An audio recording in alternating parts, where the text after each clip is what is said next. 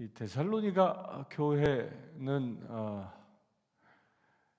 교회 역사상 아주 찾아보기 힘든 유례가 없을 정도로 찾아보기 힘든 경이로운 기록을 세운 교회죠. 사도 바울이 복음을 전한 지 약 한 달 정도 밖에 되지 않았음에도 불구하고 그 교회는 믿음이 날마다 장성해져 갔었습니다. 또한 바울이 고린도에 이제 쫓겨와서 이 편지를 지금 데살로니가 전서를 보내고 있는 이 시점도 바울이 데살로니가 교회에 복음을 전한 지 1년이 안 되는 그런 짧은 기간입니다. 그러니까 이 데살로니가 전서를 받고 있는 데살로니가 교인들은 신앙의 연륜으로 보면 1년도 안 되는 그렇게 짧은 신앙을 가진 사람들이었습니다. 그렇게 짧은 신앙을 가진 사람들이었음에도 불구하고 그들은 놀라운 신앙적인 성장을 보여주고 있는 것입니다. 6절을 봅니다.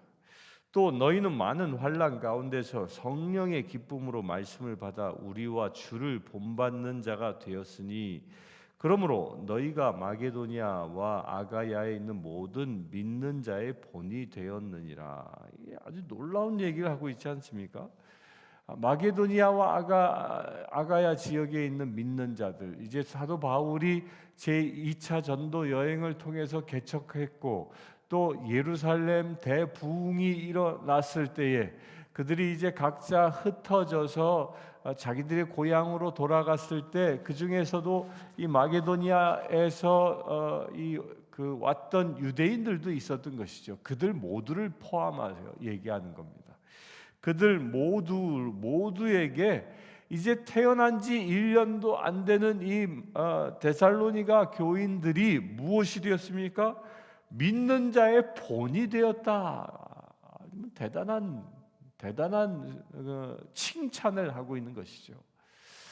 저는 이 말씀을 이렇게 묵상하면서 이게 1년도 안 된 교회가 그 이웃에 있는 여러 교회들의 본이 되었다. 이거 도전받을 만한 것이 아닙니까? 저와 여러분들은 신앙생활을 얼마나 오래 했습니까? 어떤 분은 수십 년을 했을 것이고 태어나면서부터 모태신앙으로 태어나서 지금까지 신앙생활을 하는 사람들도 있을 겁니다. 그렇다면 저와 여러분들은 이 데살로니가 교회처럼 세상 사람들의 그동안의 나의 신앙의 여정을 통하여 세상 사람들에게 그리스도의 본이 되어졌는가? 한번 성찰해 볼 수 있게 되길 바랍니다.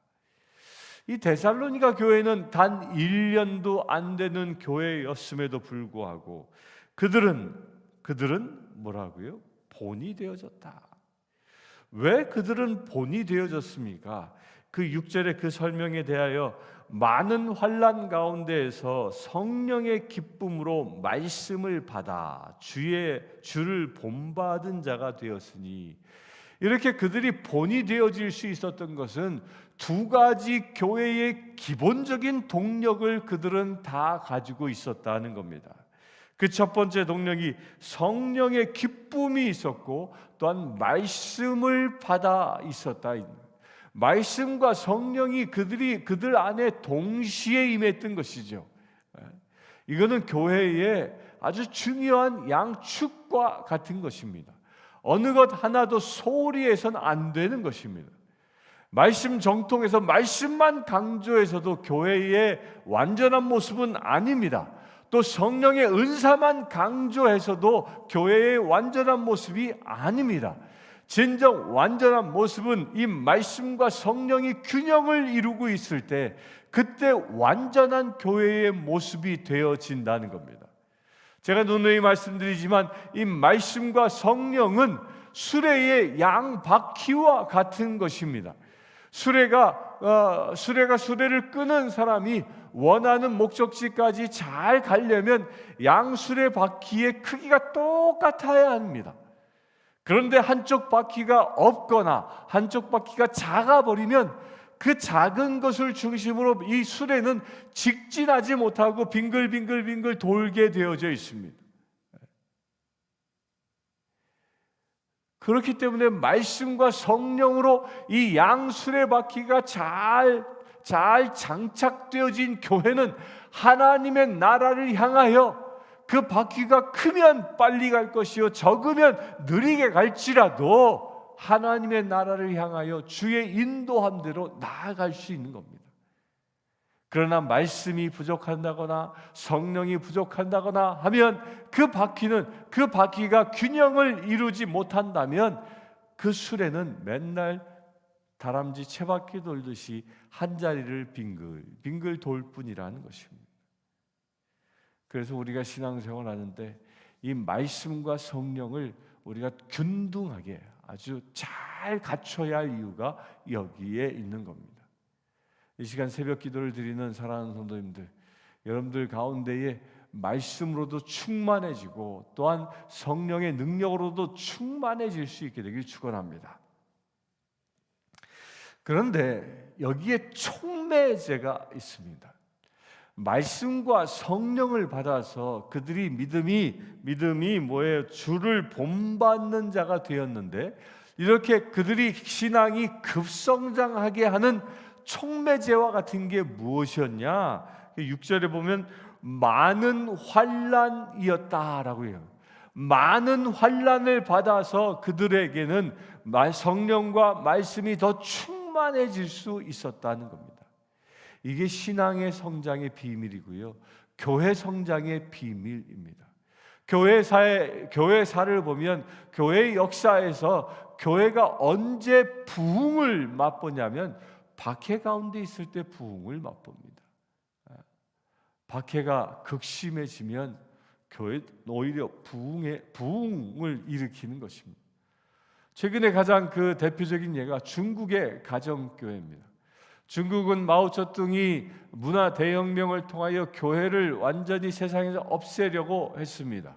삼자 교회라 해서 그 교회를 세워놓고 진실한 교회들은 다 그 폐지해 버렸습니다.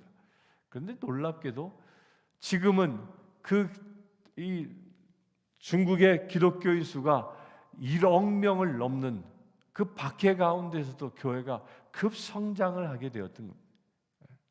박해, 환난은 교회가 성장하는 촉매제와 같은 것이라는 거예요. 우리가 데살로니가서를 보면서 무엇을 보았습니까? 사도행전 17장에서 야손의 집에서 출발했을 때 무엇으로부터 교회가 출발했습니까? 교회가 탄생하자마자 유대인들에 의하여 박해를 받지 않습니까? 가서 재판을 받고 보석금을 내서야 풀려남을 나게 되어지는 그런 박해로 교회가 시작되어졌습니다. 그러나 그런 박해는 교회를 없앤 것이 아니라 오히려 그 데살로니가 교회를 더 급성장하게 하는 촉매제와 같은 것이라는 거예요. 여러분들 이거 명심할 수 있게 되길 바랍니다. 여러분들의 신앙도 똑같습니다. 여러분들 한 사람 한 사람의 여러분들의 신앙이 더 강건해지고 급성장할 수 있는 비밀 중에 하나가 무엇이냐? 그게 핍박이고 박해입니다. 이것은 현대 교회로 따지면요, 현대 신앙인으로 따지면 누군가가 여러분들을 시험합니까? 누군가가 여러분들에게 상처를 줍니까? 그러면 그것은 여러분들의 신앙을 성장시킬 수 있는 촉매제로 하나님이 허락하셨다라고 믿게 되길 바랍니다. 그렇게 우리가 누군가로부터 시련과 환난을 당할 때 내 믿음은 더 강건해지기 때문입니다. 이 데살로니가 교회가 이런 환난 속에서 그들의 신앙이 급성장한 것처럼 여러분들이 맞이하고 있는 환난과 역경이 있다면 오히려 더 할렐루야하고 하나님을 찬양할 수 있게 되길 바랍니다. 왜? 하나님이 나에게 내 신앙을 더 성숙시키기 위하여, 급성장시키기 위하여 하나님이 나에게 주신 촉매제라고 믿게 되면, 그렇게 되면 여러분들 신앙은 더 성장해질 겁니다. 상처받고 환난받은 것 때문에 좌절하는 자가 아니라 오히려 더 믿음이 강성해지는 축복의 자녀가 되어질 줄 믿습니다. 그럴 때 우리를 바라보는 모든 사람들이 우리를 통하여 예수 그리스도를 본받은 자다라는 칭송이 임하는 것입니다. 8절 봅니다. 주의 말씀이 너희에게로부터 마게도니아와 아가야에서 들릴 뿐만 아니라 하나님을 향하는 너희 믿음의 소문이 각처에 퍼졌으므로 우리는 아무 말도 할 것이 없노라. 와, 이게 바울이 어마어마한 칭찬을 하고 있는 겁니다. 우리는 아무 말도 할 것이 없다. 이게 흠잡을 데가 없다라는 거예요. 너희만 보면 그냥 행복하다는 겁니다. 왜? 너희들을 통하여 예수님이 보이니까.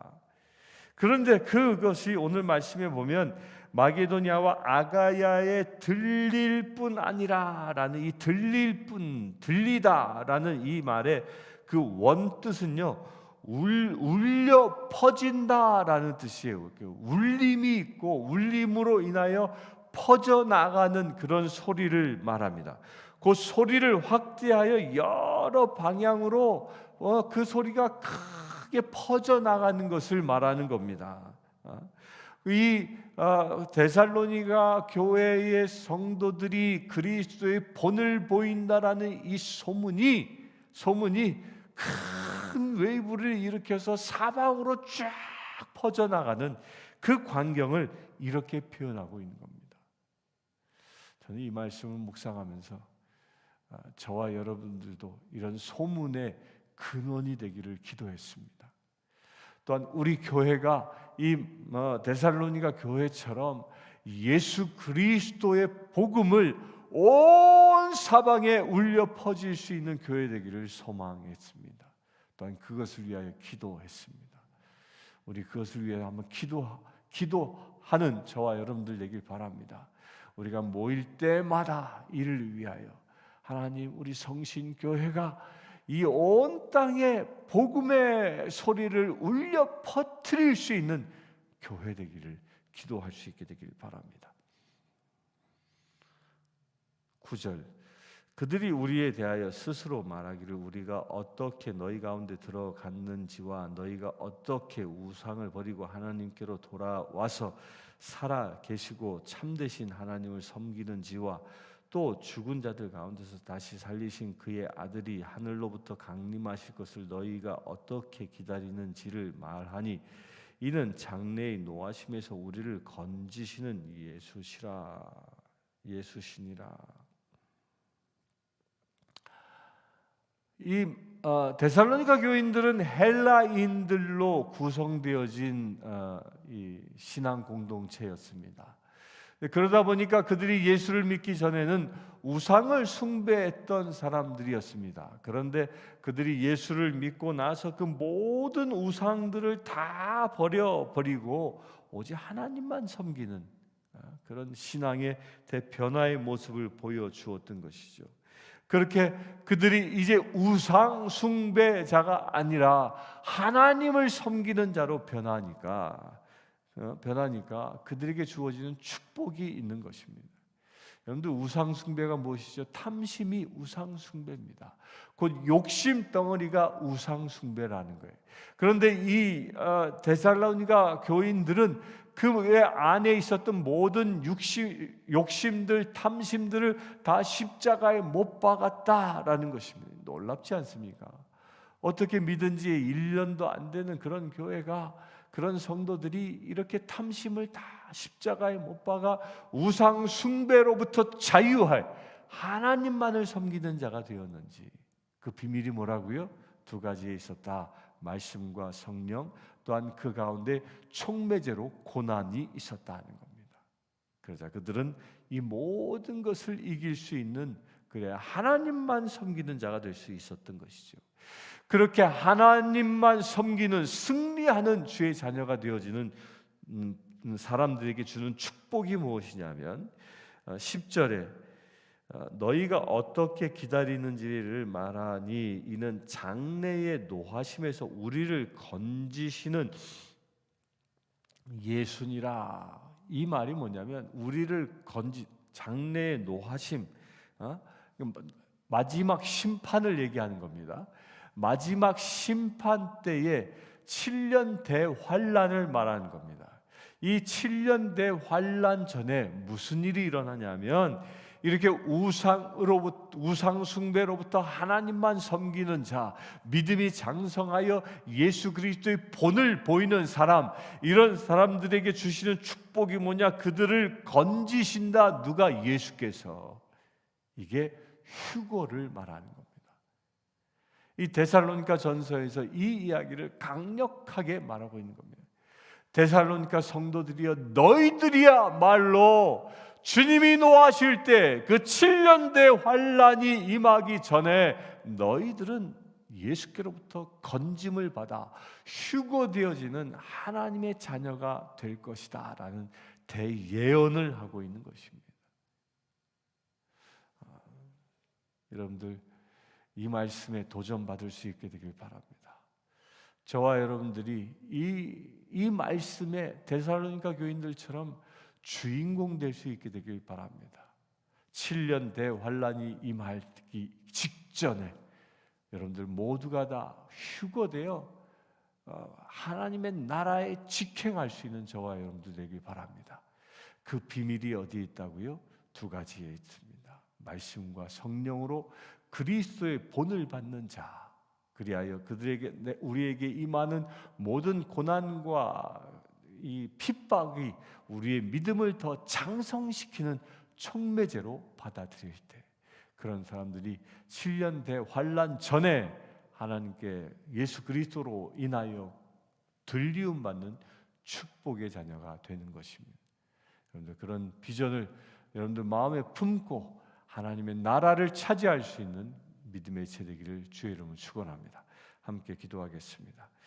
주 아버지 하나님, 우리에게 말씀을 주시고 또한 말씀을 살아 움직이는 역사하는 능력으로 변하게 하시는 성령으로 또한 채워주심을 감사합니다. 그 가운데 우리가 어떠한 고난과 환난을 만난다 할지라도 쓰러지지 아니하고 오직 그리스도를 본받는 믿음의 자녀로 서게 하심을 감사합니다. 아버지 하나님, 이런 우리의 삶을 통하여 그 마지막 때에 우리가 온전히 주님께 들리움 받는 믿음의 세대들 되게 하여 주시옵소서. 우리 주 예수 그리스도의 이름으로 기도드리옵나이다. 아멘. 지금 우리 주 예수 그리스도의 은혜와 하나님의 크신 사랑과 성령님의 감화 감동 교통 치유하심이 이 시간 주님 앞에 예배하며 주께 들리움 받기를 소망하는 주의 사랑하는 모든 지체들 위해 지금부터 영원토록 함께 하실지어다.